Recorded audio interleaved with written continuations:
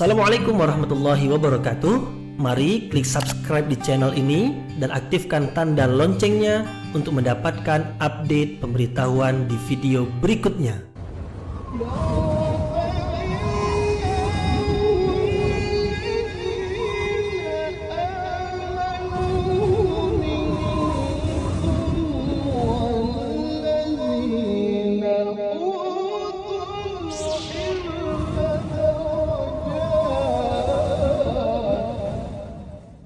Assalamualaikum warahmatullahi wabarakatuh. Rabbil alamin wa bihi nasta'inu ala umurid dunya waddin. Nasta'inuhu wa nastaghfiruh wa na'udzu billahi min shururi anfusina wa min sayyiati a'malina. Faman yahdihillahu fala mudilla lahu wa man yudlil fala hadiya lahu. Ashhadu an la ilaha illallah wahdahu la syarika lah wa ashhadu anna Muhammadan abduhu wa rasuluhu la nabiyya ba'dah. Amma ba'd. Kita bersyukur kepada Allah Subhanahu wa taala yang masih melimpahkan rahmat dan nikmat-Nya. Kita bersyukur dengan mengucapkan alhamdulillahi rabbil alamin. Tidak lupa pula bersalawat kepada Rasulullah sallallahu alaihi wasallam dengan mengucapkan Allahumma shalli ala sayyidina Muhammad wa ala ali sayyidina Muhammad. Dan bersalam kepada Rasulullah dengan mengucapkan assalamu alayka ya Rasulullah. Kesempatan ini kita dapat kembali meneruskan pengajian tafsir ayat-ayat suci Al-Quran, yang mana pada kesempatan ini kita akan teruskan kepada ayat yang ke-19 dan 20 dari surah Al-Baqarah, yaitu masih lagi menerangkan tentang orang-orang munafik, tentang permisalan orang-orang munafik, perumpamaan orang-orang munafik. Sebelum ini juga telah menerangkan permisalan orang-orang munafik. Maka yang akan kita bahas ini adalah permisalan kedua tentang orang-orang munafik. Sebelum ini permisalan orang-orang munafik adalah seperti orang yang menyalakan api. Apabila mereka menyalakan api, maka ada yang mereka ingin dapatkan, yaitu mungkin cahayanya, mungkin hangatnya, mungkin mereka ingin membakar sesuatu dengan api yang telah mereka nyalakan. Itu ada tujuannya. Nah, kemudian apabila api mereka menyala, mereka mendapatkan manfaatnya, yaitu cahaya. Tetapi sayang, Allah Subhanahu wa taala menarik cahaya yang sudah ada pada mereka itu. Maka Allah tinggalkan mereka di dalam kegelapan. Demikianlah keadaan orang-orang munafik, yaitu orang yang mengejar kepentingan, dapat kepentingan, tetapi kepentingan yang sesaat, yang sekejap, sebentar saja, sementara sifatnya. Setelah itu mereka tenggelam dalam kesusahan, kesengsaraan yang panjang dan abadi. Memang orang munafik nampak ketika di dunia ini senang, tetapi sampai masanya mereka akan jatuh hina dan akan sengsara. Dan pasti apabila kematian mendatangi mereka, mereka akan jatuh hina dan mereka akan kekal dalam kesengsaraan selama-lamanya, mulai dari dalam kubur sampailah ke hari akhirat. Itu adalah permisalan yang pertama tentang orang munafik. Permisalan yang kedua, Allah Subhanahu wa taala berfirman, a'udzubillahi minasyaitonir rajim, bismillahirrahmanirrahim.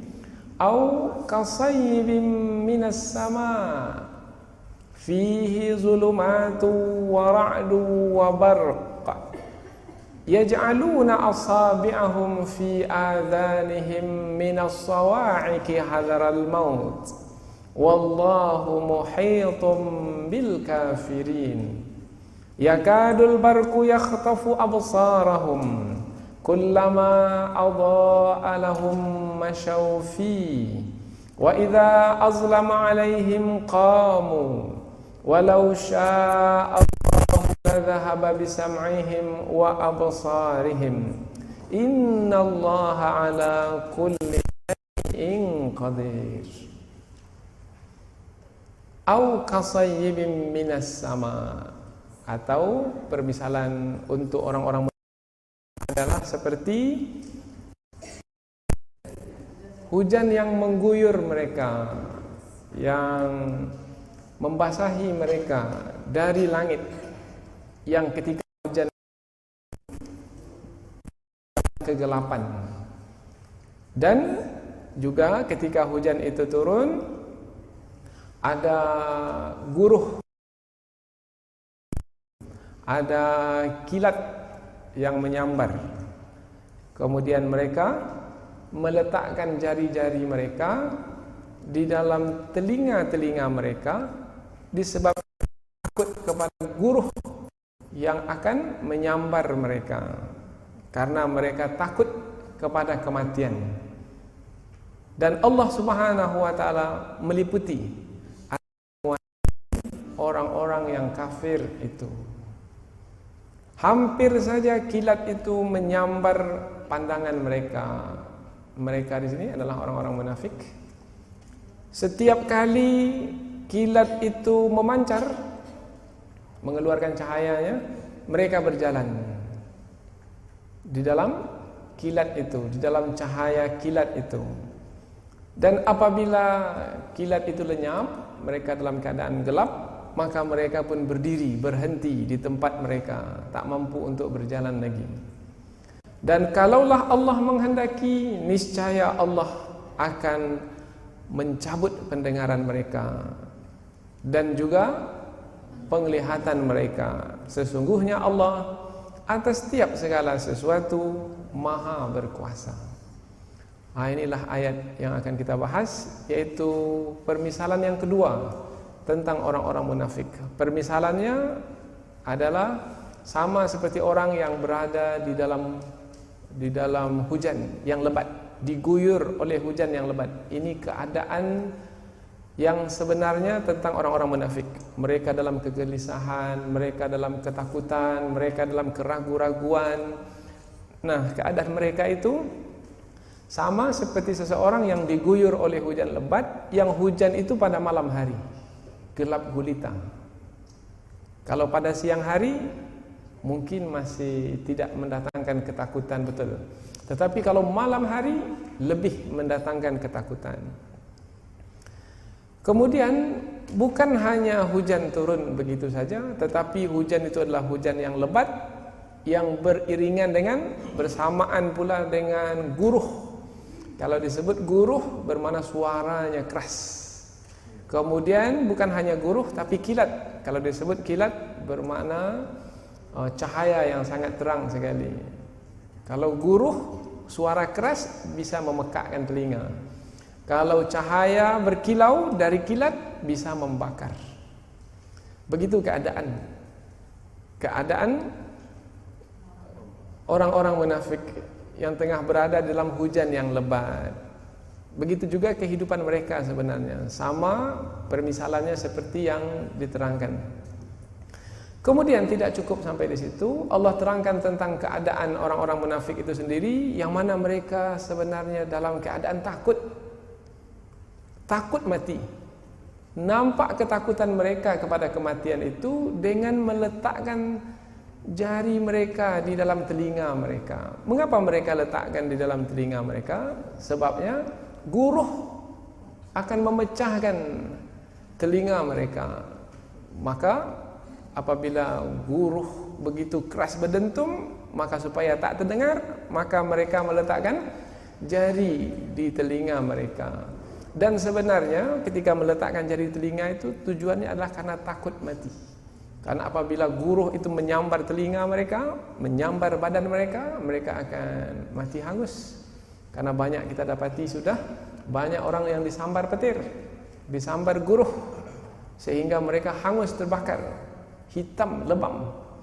Nah, maka mereka takut mati, maka mereka meletakkan tangan di dalam telinga mereka, meletakkan jari-jari tangan di dalam telinga mereka. Hanya itu yang dapat mereka buat, tak ada yang lain. Maka nampak sekali lemahnya mereka ketika berhadapan dengan kekuasaan Allah Subhanahu wa taala yang akan yang akan membinasakan mereka. Hanya itu yang dapat mereka buat. Kemudian Allah lanjutkan pula, hampir saja kilat itu menyambar pandangan mereka, hampir saja, tapi Allah tidak menghendaki. Allah biarkan mereka di dalam hujan yang lebat itu. Allah tak menyambar pandangan mereka, Allah biarkan. Karena kalau menyambar pandangan mereka, habis sudah riwayat mereka. Tapi Allah biarkan mereka dalam ketakutan, dalam kegelisahan, dalam kegalauan. Nah, supaya mereka sengsara dalam menjalani hidup. Kemudian hampir saja kilat itu menyambar pandangan mereka, dan setiap kali kilat itu berkilau, bersinar, kullama adha'a lahum masyaw fi, mereka berjalan. Mengapa mereka berjalan? Sebab mereka mau keluar dari keadaan yang sangat sengsara itu dalam hujan yang lebat.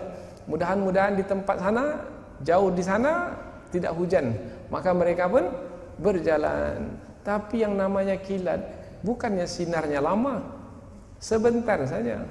Kilat itu hanya beberapa detik saja. Setelah itu habis. Nah, yang beberapa detik itu mereka gunakan untuk berjalan. Kemudian kilat sudah tak ada lagi, kemudian mereka berhenti. Kalau mereka mau terus berjalan dalam kegelapan, maka mungkin mereka akan masuk ke lubang, mungkin mereka akan terjatuh, maka mereka berhenti. Jadi sepenuhnya mereka tidak mampu untuk menyelesaikan masalah mereka sendiri. Mereka perlu bantuan Allah. Dan sebenarnya bantuan yang mereka harapkan itu adalah sebenarnya yang menakutkan mereka, yaitu kilat membantu mereka. Tapi dalam waktu yang sama, kilat itu juga yang akan menyambar mereka. Kilat itu mau menerangi mereka, tetapi kilat itu juga akan menyambar mereka. Maka jangan katakan dengan munculnya kilat mereka menjadi senang. Tidak, dalam waktu yang sama dengan munculnya kilat, mereka juga dalam ketakutan. Begitulah keadaan orang-orang munafik. Tidak akan pernah senang di dalam menjalani hidup. Itu permisalannya. Dan apabila kilat itu tidak bersinar, maka wa idza azlama, dalam kegelapan mereka, maka mereka pun berhenti berdiri. Dan kalaulah Allah menghendaki, niscaya Allah akan mencabut pendengaran mereka. Jadi keadaan mereka itu bergantung sepenuhnya kepada kehendak Allah. Kalau Allah berkehendak mau mencabut pendengaran mereka, maka mereka akan menjadi peka, akan menjadi tuli. Tapi Allah tidak berkehendak, Allah biarkan. Maka sebenarnya kehidupan orang-orang munafik itu bergantung sepenuhnya kepada Allah. Tapi orang munafik ini berani juga melakukan kemunafikan. Padahal hidupnya bergantung kepada Allah, tapi berani juga melakukan kemunafikan. Ini jelas adalah sikap kesombongan, sombong, tidak tahu diri. Karena sepenuhnya hidupnya dalam kekuasaan Allah, tetapi tidak juga mau beriman kepada Allah, tunduk dan patuh kepada Allah dengan penuh keikhlasan. Bukan hanya Allah ingin menyambar pendengaran mereka, kalau Allah menghendaki, Allah juga mampu untuk mencabut pandangan mereka. Maka mereka tidak lagi mendengar, mereka tidak lagi melihat. Mereka menjadi peka dan mereka menjadi buta. Sesungguhnya Allah Maha berkuasa atas setiap segala sesuatu. Sepatutnya orang-orang munafik ini melihat bahwasanya yang berkuasa adalah Allah, sementara mereka bukanlah orang-orang yang berkuasa. Setiap orang munafik sepatutnya menyadari bahwasanya dia bukanlah yang berkuasa di alam ini. Yang berkuasa di alam ini adalah Allah Subhanahu wa taala. Ini tafsir dari ayat kita ini dengan ringkas, karena ayat ini agak panjang, maka pembahasannya pun agak panjang pula. Meskipun kita sebut ringkas, tetapi cukup panjang juga, karena ayat ini agak panjang. Sekarang kita akan bahaskan dengan lebih terperinci lagi tentang ayat ini. Ayat ini dimulai dengan kata au kasayyibin, atau perumpamaan orang-orang munafik itu adalah seperti orang-orang yang diguyur oleh hujan yang lebat. Atau kalau disebut kata atau, maka menerangkan tentang kesamaan, sama. Permisalan sebelum ini permisalan yang pertama. Kemudian sekarang punya adalah permisalan yang kedua. Maka orang-orang munafik itu permisalan yang pertama bisa dipakaikan kepada mereka, permisalan yang kedua ini pun bisa dipakaikan kepada mereka, karena dua-dua permisalan ini sama-sama bisa dipakaikan kepada mereka. Jadi kalau mau memahami orang munafik bisa melalui permisalan pertama, bisa juga melalui permisalan yang kedua, sama saja. Kedua-duanya menerangkan tentang orang-orang munafik. Itu makna au.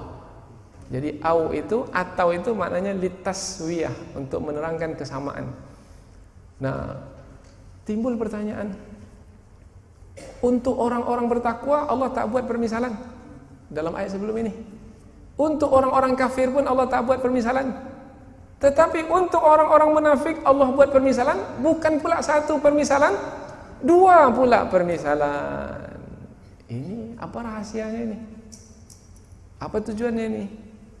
Maka dibahaskan dalam kajian tafsir, tujuannya adalah supaya orang-orang beriman tidak terpedaya, tidak tertipu oleh orang-orang munafik yang keadaan mereka itu, sifat-sifat mereka itu, tingkah laku mereka itu sudah nampak jelas karena Allah telah menjelaskannya sejelas-jelasnya.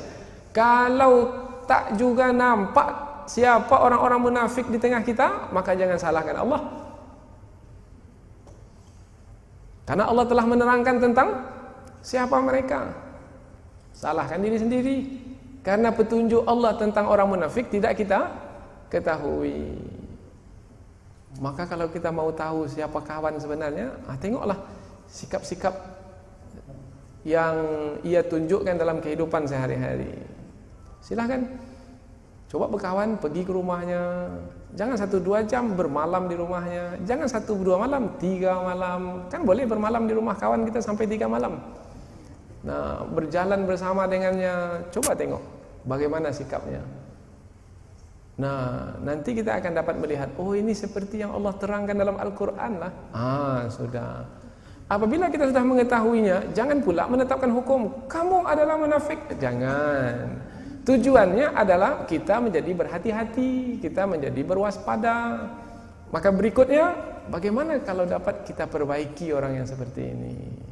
Karena kadang-kadang dia melakukan kemunafikan karena kebodohannya, karena dia mengejar kepentingan. Maka kita beri ilmu, kemudian kita terangkan bahwasanya yang paling bermanfaat bukan kehidupan dunia ini. Yang paling bermanfaat adalah kehidupan di akhirat nanti. Maka jangan kita jual akhirat itu karena dunia yang tidak seberapa harganya ini. Kalau pandai kita, maka orang munafik itu jadi bertaubat kepada Allah. Seperti pertanyaan saudara kita yang sebelum ini. Kalau orang munafik ini bertaubat sekarang, bagaimana Ustaz? Kalau taubatnya sungguh-sungguh, maka Allah sangat suka kepada orang yang bertaubat, meskipun mereka selama ini tenggelam dalam kemunafikan. Baik kemunafikan dalam kepercayaan ataupun kemunafikan dalam perbuatan. Atau. Jadi dengan kata atau ini Allah terangkan dua permisalan supaya kita dari permisalan ini semakin jelas. Dalam Al-Quran Allah menyebutkan bahwasanya Allah membuat permisalan itu supaya jelas bagi kita tentang yang dimisalkan. Wa kadzalika nadribul amtsala linnas. Demikianlah kami membuat permisalan-permisalan bagi manusia. Wala ya'qiluha illal alimun. Tidaklah yang mengetahui dari permisalan itu kecuali orang yang mengerti, orang yang berilmu, orang yang memiliki pengetahuan. Oh, seperti itu rupanya.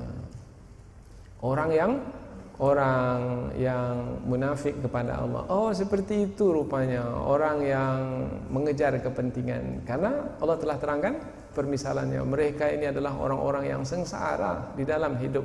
Kesengsaraan mereka itu seperti mereka itu berada di dalam kegelapan malam yang ketika itu hujan pun turun, kemudian guruh menggelegar, hampir saja akan memekakkan telinga mereka dan mencabut pendengaran mereka. Begitu juga kilat menyambar, akan saja membakar mereka. Tengok keadaan yang sangat gawat sekali. Begitulah keadaan orang-orang munafik. Jadi jangan katakan keadaan orang munafik itu senang. Oh tidak, sengsara. Meskipun nampak di dalam rumah yang besar, rumah saja besar, tapi hati mereka sempit di rumah yang besar. Nampak empuk, kemudian sejuk karena ada pendingin umpamanya, AC, tapi sebenarnya hati mereka panas dan mereka gelisah. Sekejap berdiri, sekejap duduk, sekejap ke depan, sekejap ke belakang. Keadaan yang sangat sengsara sekali. Itu kan orang-orang munafik. Nah, kita tak mau seperti itu. Dengan permisalan seperti ini, maka menjadi pengajaran bagi kita. Karena ada istilah dalam peribahasa, kalau baik, jadikan teladan. Tapi kalau buruk, jadikan sempadan, jadikan batas. Tidak, saya tidak akan mau seperti orang-orang munafik yang sifat-sifatnya Allah sebutkan. Orang munafik adalah orang yang sangat sengsara sekali. Di dalam hujan yang lebat, dalam kegelapan malam, kemudian suara guruh yang memekakkan telinga, itu dari sisi bunyi.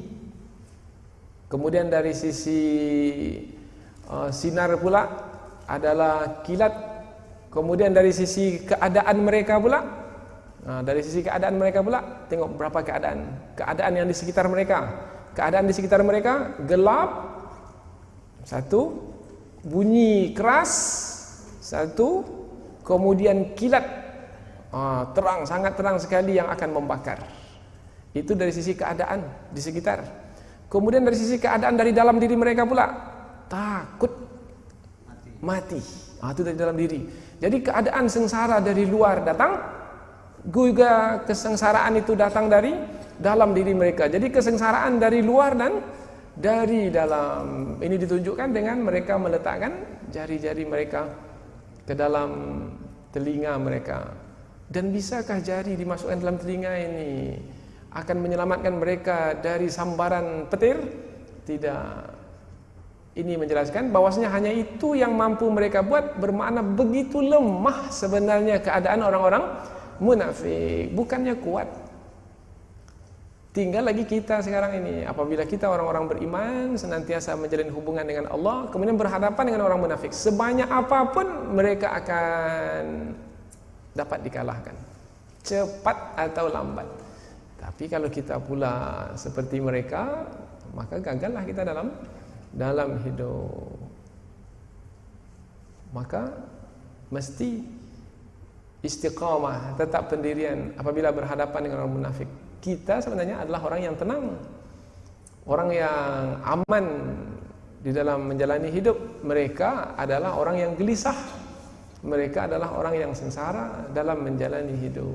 Jangan tengok faktor luaran, tapi tengoklah faktor hakikat yang dijalani oleh setiap orang. Karena kadang-kadang kita terpedaya hanya melihat faktor luarannya saja. Kalau terpedaya, tertipu, maka gagallah kita dalam menjalani hidup.